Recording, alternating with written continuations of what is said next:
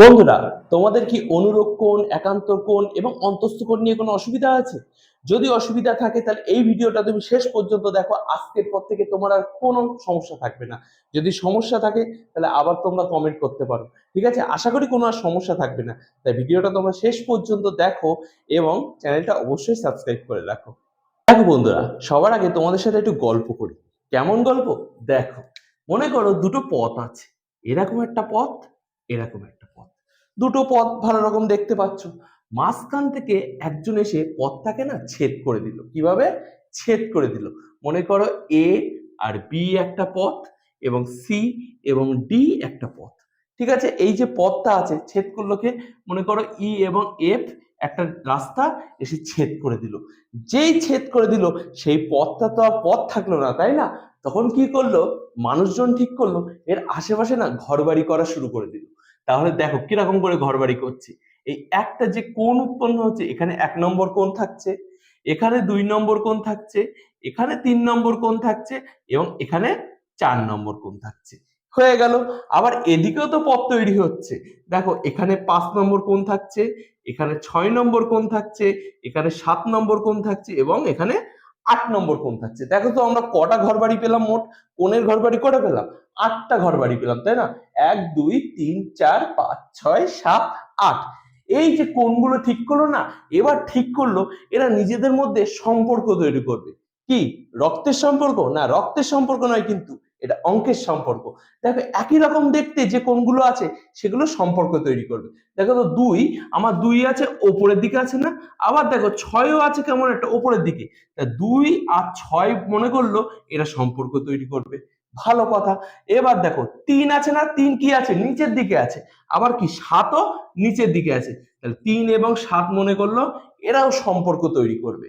আবার দেখো এদিকে তাকাও, এদিকে দেখো কি আছে? ১ আছে আর এদিকে ৫ আছে। দেখো তো একই রকম না? ১ আর ৫ লিখে দিলাম। ১ এবং ৫ নম্বর কোণটা। আবার বাকি থাকছে কে দেখো তো? ৪ নম্বর কোণটা আর ৮ নম্বর কোণটা। ৪ এবং ৮ নম্বর কোণটা।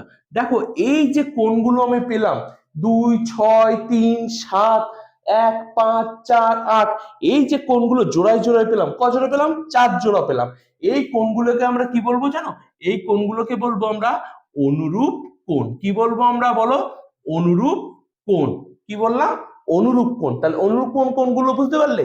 যখন দুটি সরল রেখা, যে পথ বলেছিলাম না, ওটা কি? সরল রেখা। যখন দুটি সরল রেখা একটা ছেদক, এই যে ছেদ করেছে এটাকে বলবে ছেদক, ছেদ করছে, তার যে পাশে, তার পাশে যে একই রকম যে কোণগুলো উৎপন্ন হচ্ছে সেটাকে বলবো কি আমি? অনুরূপ কোণ। ২ এর সাথে ৬ এর সম্পর্ক, ৩ এর সাথে ৭ এর সম্পর্ক, ১ এর সাথে ৫ এর সম্পর্ক, ৪ এর সাথে ৮ এর সম্পর্ক, এই যে ৪ জোড়া কোণ উৎপন্ন হচ্ছে এগুলোকে কি বললাম? অনুরূপ কোণ বলবো। এবার দেখো এই যে অনুরূপ কোণ, দেখো ২ যে কোণটা, এই যে ২ কোণটা, এটা যদি আমার ৭০ ডিগ্রি হয়ে যায় না, তাহলে ৬ নম্বর কোণটাও না ৭০ ডিগ্রি হয়ে যাবে। তার মানে কি? প্রত্যেকটা অনুরূপ কোণ আমার সমান। তাহলে কি বলবো? ৩ সমান সমান কত নম্বর বলবো? ৭ নম্বর বলবো। ১ সমান সমান কত ডিগ্রি, কত নম্বর কোণ বলবো? ৫ নম্বর কোণ বলবো। আবার ৪ নম্বর কোণের মান যা হবে, আবার কি ৮ নম্বর কোণের মানও তাই হবে। এটা আমি উদাহরণ হিসেবে বললাম। ২ ৬ যদি ৭০ হয়, ২ যদি ৭০ হয়, ৬ ও ৭০ হবে।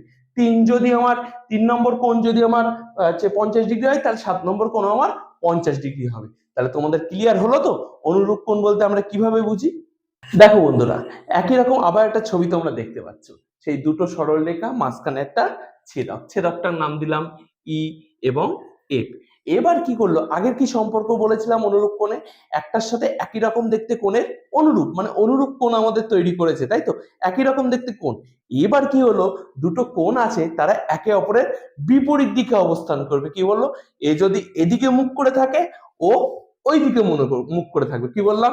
এ যদি এইদিকে মুখ করে থাকে, ও অন্য কোণটা এদিকে মুখ করে থাকবে। সেই কোণগুলোকে আমরা কি বলবো জানো? সেই কোণগুলোকে আমরা বলবো একান্তর কোণ। দেখো যখন আমি এই কোণটা বললাম, কি বললাম? এই কোণটা, ধরো আমি এই কোণটার নাম দিলাম আগে সেই একই রকম দিয়ে দিই ১ ২ ৩ ৪, আর এখানে আছে ৫ ৬ ৭ এবং ৮, তাই তো? তাহলে ৩ দেখো এদিকে মুখ করে আছে না, তাহলে ৫ ও হয়ে যাবে তার অপর দিকের কোণটা। তাহলে ৩ নম্বর কোণটা পেলাম, আর কোণটা পেলাম 5 নম্বর কোণটা পেলাম। তাহলে তোমরা একটু দেখে বলো তো আর কোনটা আমরা পাচ্ছি? দেখো তো পাচ্ছি কি? অবশ্যই পাচ্ছি। দেখো এই যে 4 নম্বর কোণটা আমি পেলাম না, তার সাথে বিপরীত দিকে কোন দিকে মুখ করে থাকবে? এই যে 6 নম্বর কোণটা। 4 নম্বর আর 6 নম্বর কোণটা, এই যে 3-এর সাথে 5-এর সম্পর্ক আর 4-এর সাথে 6-এর সম্পর্ক, এই কোণগুলোকে আমরা কি বলবো? একান্তর কোণ। কি বলবো? একান্তর কোণ। কি বললাম আরেকবার বলো? একান্তর কোণ। তাহলে দেখো এবার দেখো তোমাদের মনে হতে পারে তাহলে এটার সাথে কি আমার এই 1-এর সাথে কি 7-এর সম্পর্ক হবে, বা 2-এর সাথে কি 8-এর সম্পর্ক হবে? একদমই না। কিন্তু যে ভেতরে যে অন্তস্থ কোণগুলো আছে, মানে অন্তস্থ কোণের পরে আমি তোমাদের বোঝাবো, এই যে ভেতরের যে কোণগুলো আছে, ভেতরের কোণগুলো বিপরীত সাইডে যে কোণগুলো অবস্থান করবে, কি বলবে? ভেতরে বা অন্তস্থ কোণগুলোর বিপরীত সাইডে যে কোণগুলো অবস্থান করবে সেগুলোকে আমি কি বলবো? একান্তর কোণ। 3-এর সাথে 5-এর সম্পর্ক, 4-এর সাথে 6-এর সম্পর্ক।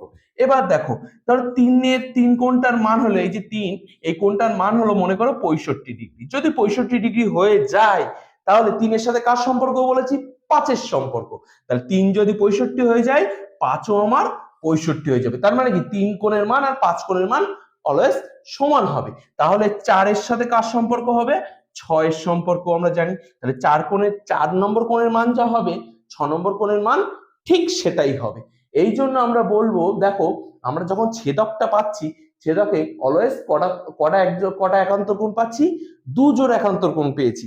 আবার যখন অনুরূপ কোণ পেয়েছি তখন ক জোড়া অনুরূপ কোণ পেয়েছি?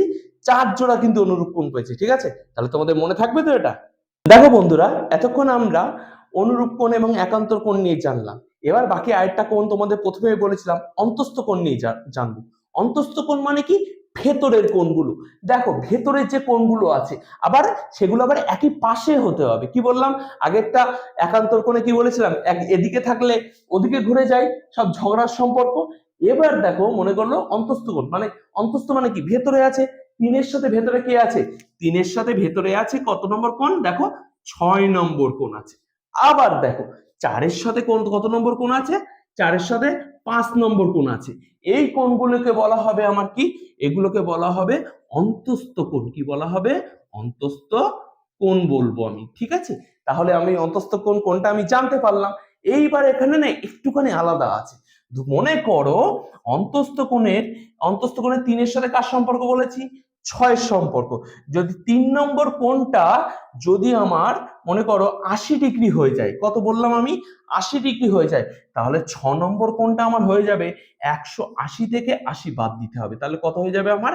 100°। তার মানে 3 নম্বর কোণ যদি 80° হয়ে যায়, 6 নম্বর কোণ হয়ে যাবে কত আমার? 100°। তার মানে 80 যোগ 100 সমান সমান 180°। তার মানে আমি কি বুঝলাম এখান থেকে?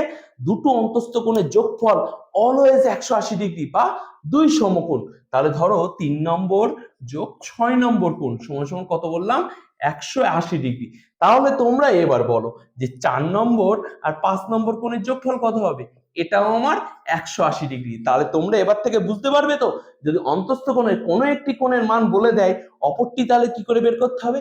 180 থেকে যদি ওটা বাদ দাও তাহলে তোমার সেটা বেরিয়ে যাবে। তাহলে আমরা আজকে কি জানলাম? অনুরূপ কোণ জানলাম, একান্তর কোণ জানলাম এবং অন্তস্থ কোণ জানলাম। আশা করি তোমরা ভিডিওটা বুঝতে পেরেছো এবং অঙ্কগুলো আর তোমাদের কোনো সমস্যা থাকবে না।